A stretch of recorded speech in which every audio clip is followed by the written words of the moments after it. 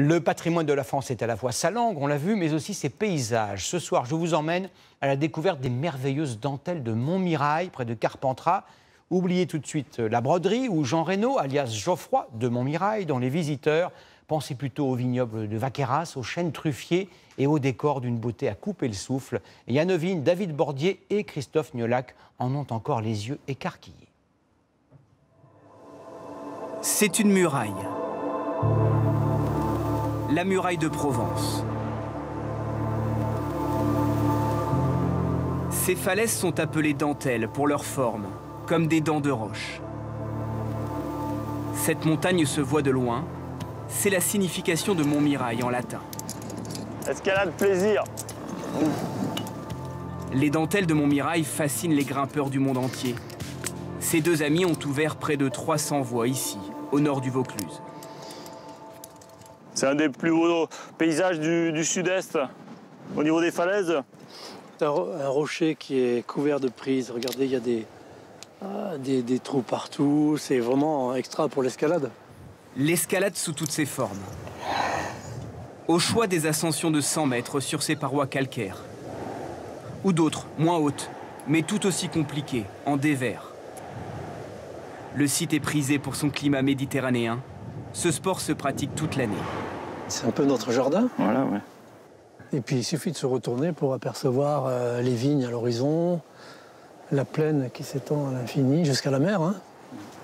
Ce massif d'une dizaine de kilomètres du nord au sud est usé par la pluie et surtout le vent.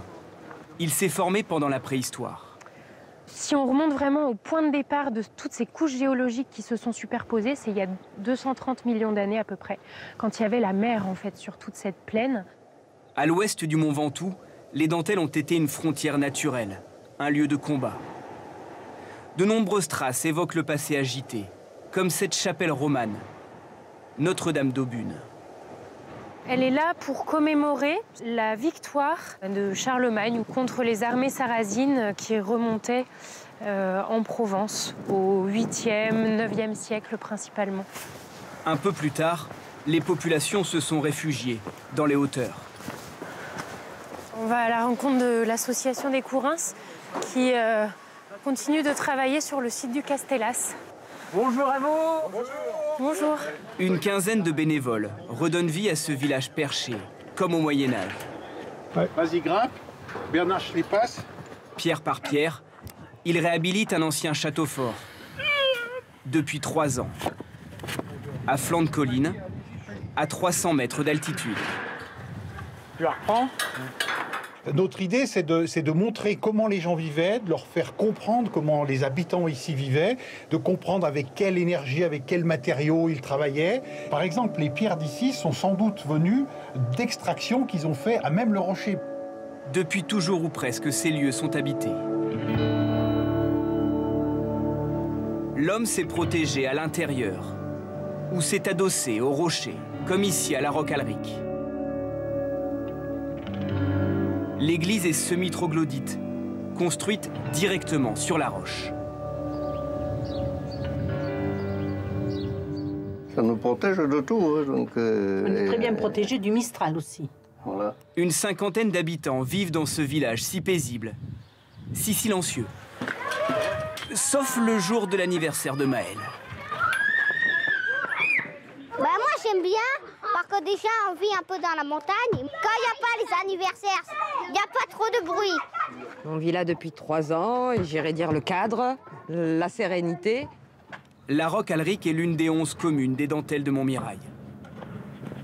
Terre de sport, au cœur d'un terroir riche, notamment pour son vin mondialement connu.